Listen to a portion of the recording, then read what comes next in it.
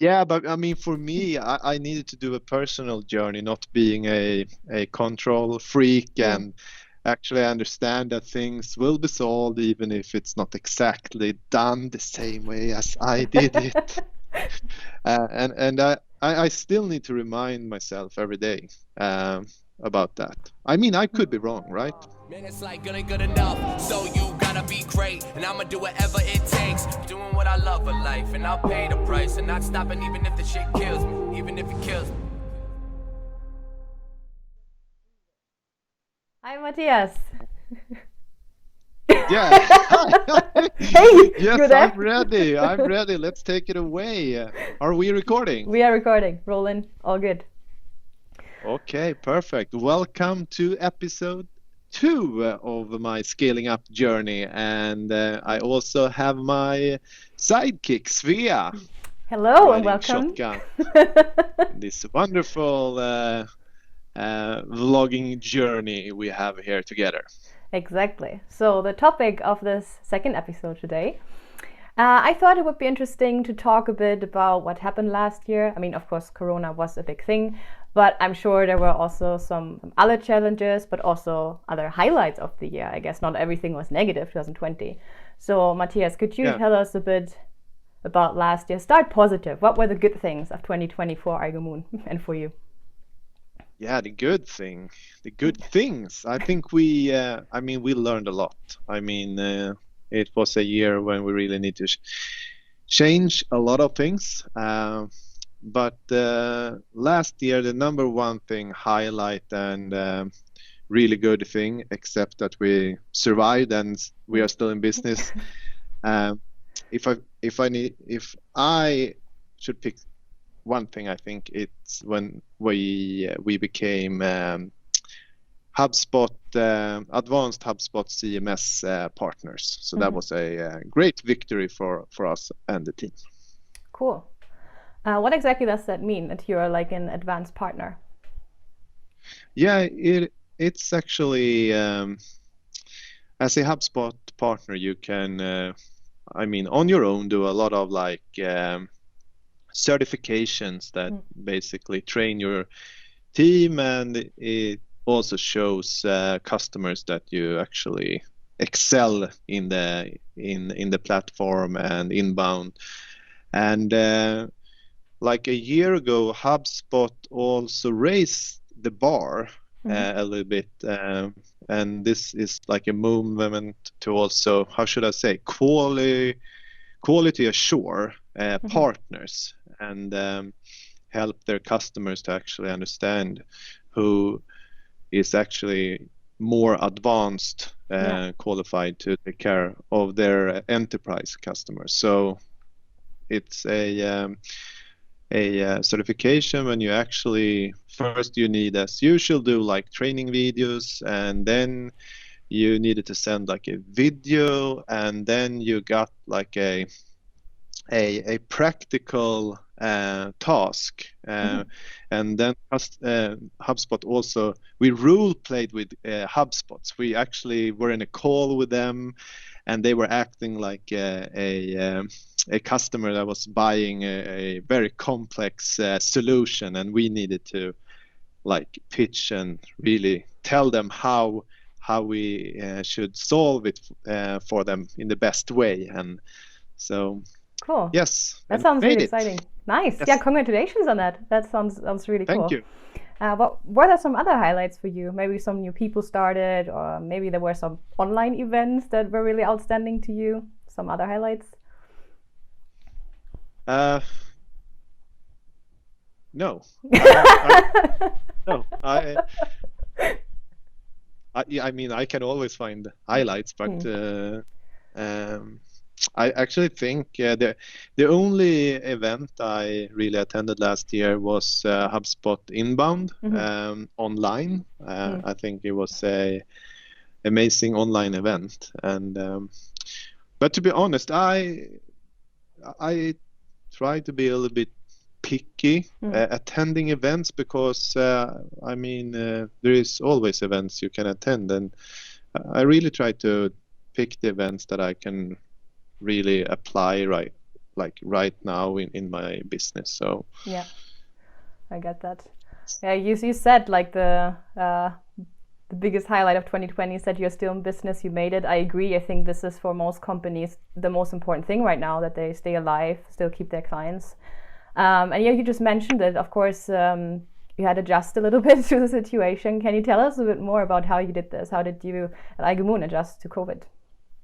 For us, before Corona came, about 25% of our revenue is actually from outside of Sweden. So for us, there was not like a big shift doing online meetings. And we already had customers that we actually never met before. Mm-hmm. We have more just like an online relationship with them. So, but I think the biggest shift for us, like internally, is actually keeping the culture alive. I mean, there is people I probably haven't seen more than a couple of times since last year now in March, when we started to work remote. And I think the biggest challenge with working remote is actually in the meetings to keep the why context that you have when you interact with a person face to face. And when I talk about the why context, I mean you don't see the body language, you don't get the same attention with people that you get face to face. So I think still online you can cover things like what and how. So yeah, there's a different context. I think that's a challenge, and I also think that when you if you're isolated in your own bubble, I think I mean, and even in this times, I mean, it's much easier to get scared and afraid when you're alone, right? So I think sometimes people become more selfish and lose maybe the team spirit, and I think it's very important from a leadership standpoint to be there and try to find new ways to remind people and keep the engagement and keep everyone engaged in the company culture, so to speak. Yeah, I understand. Do you have an example for something that you do to keep the spirit alive of the team of iGoMoon? We have tried different things. One thing that was really fun during our online Christmas party. We did iGoMoon cribs. So cool.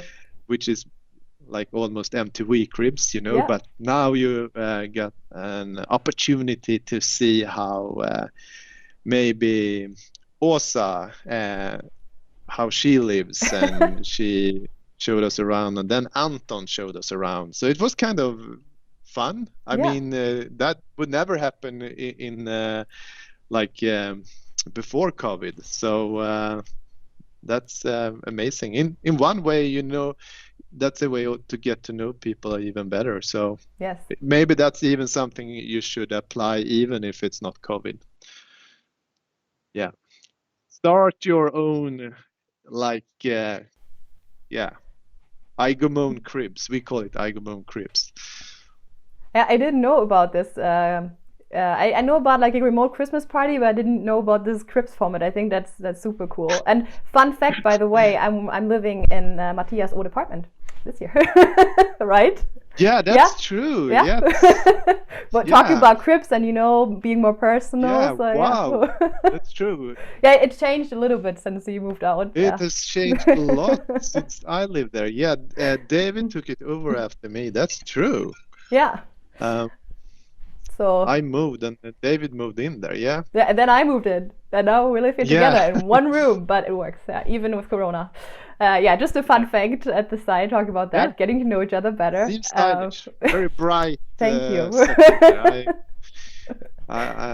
So I can imagine that you have had some opinions on the design and the interior. So did David still has the blue light? No, I think we got rid of almost everything, and I just got my stuff in here and bought some new furniture. But the good thing is we have the same taste. But basically, I decide, he says yes, like how it is sometimes. But as long as we have the same taste, it works. Yeah. So that's hard, getting the transition from there to challenges. But yeah, I mean, living together is a challenge in Corona times and one room. So more challenges, except Corona, of course, 2020. Can you tell us a bit more about, other challenges of 2020 for you? Yeah, I think the biggest challenge for us as a company, I mean, COVID was a big challenge, but I mean, we really started to get some growth pain actually as a company. And what do you mean by growth pain? What are some symptoms for that? Yeah, I mean, basically around 4% of all companies ever started reach beyond 1 million euro in revenue, and the rest ends up in the first valley of death, basically. And that means the company basically stops growing, and there is some like big reasons for that, and I really feel that during last year we tasted them all. And one of them is the founders and leaders become the bottleneck basically in the organization. What does that mean? I mean, for me, I needed to do a personal journey, not being a control freak, and actually understand that things will be solved even if it's not exactly done the same way as I did it. And I still need to remind myself every day about that. I mean, I could be wrong, right? Yeah. I might be an entrepreneur with big dreams, but I'm still a human. And I need to remind myself to delegate stuff. And this is something me and Eric, my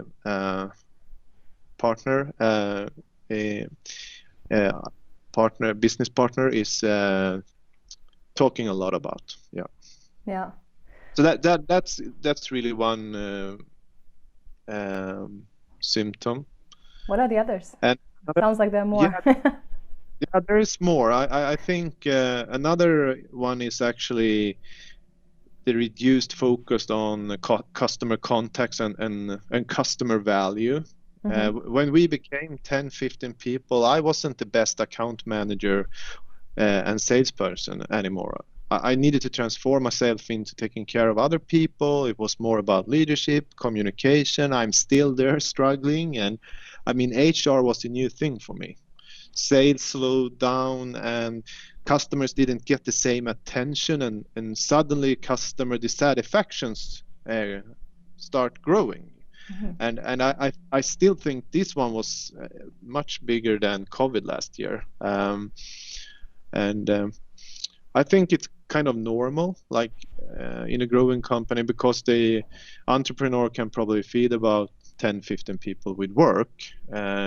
And if you don't find another way forward, getting other people involved in customer acquisition and customer retention, boom, you end up in the valley of death. I understand. So that's, Sorry, I was just about to ask, how many people are there at iGoMoon right now in the team? So today we are 16. Oh, okay. Yeah. So I guess when you're so many people, then you have to be really clear about who has which role, right? And who has which task, what to do. Yes, definitely. And that's very tied to the third symptom, which is responsibilities and rules become unclear. Things end up between the shares, as we say in Sweden. I don't know if that's even a word, but you have 2 shares, 2 people, and stuff end up yeah. Yeah, I actually read in the Scaling Up book, that's one part I remember, that if multiple people are responsible for one thing, no one is responsible. So that's something I learned. Be really clear about that. That's I agree. And then the blame game is, going on. So writing rule description, trying to get a clear understanding of who does what, basically. And another challenge that stops companies, the competence of management and employees does not grow in line with the company revenue. And here we are doing heavy weightlifting, I can tell. I get reminded every day, like that we need to improve, and we doing leadership training for the leaders. We are setting up required HubSpot certifications for each person depending on roles, trying to get like a required reading of books, trying to make it more clear actually what it takes. And I think this is so important. We have internal initiatives like Lunch and Learn Sales, Lunch and Learn HubSpot. Also trying to do that now to find more ways to connect with your colleagues, right? You can have a lunch and discuss HubSpot, watch videos and stuff. So yeah. So and then we also, another thing that is very important here when you're scaling up, and I felt that last year, which is also a huge challenge, is the systems, routines, and process are not scalable. Basically, first you need to start documenting them, but then they must be scalable. And me and my business partner Eric, we have spent a lot of time during the last 6 months writing playbooks, packaging our services, launching the new website to get things out there, and the company basically must become teachable. And I also have a book I will to just recommend, which is Build to Sell by John Warrilow, and I like this book, and I think you should read it, because it's about how you can create a business that basically can thrive without you as an entrepreneur. Yeah, interesting points. There's a lot going on in the business, definitely, and like you just said, you're 16 people now. Growth pain. And it's, as you say, it's going on. I really want to underline. I'm not here saying I have the solution to these challenges. I'm here telling you that I'm working on the solution, and that's why we're also doing the blog. Yeah, because I guess the bigger it gets. Oh, I'm sorry. Exactly. No, but I just, because the good news is that 80% of these challenges, they are internal factors, right? And they can be fixed. These can be fixed, maybe you say. Yeah, I think that's the nice ending to the episode. We can fix it. Yeah, my Swinglish was the nice ending of the episode. So that was good. No, but I think we can talk about these particular things in more detail later on. Definitely, I think there's so much to talk about when it comes to that. But I think it's a nice summary of the last year. What has happened to iGoMoon? What was good? What was bad? COVID. So, Mattias, I'm going to ask you that every time now. Something to add, or do you think we got to the point today? We got to the point. Nice. All right. Yeah. Then I would say thank you for watching again. Second episode is done. It's a wrap. And see you in the next one. Yeah. It's in your hands. You can solve it. Thank you. Bye, Thank Mattias. you for watching. Bye.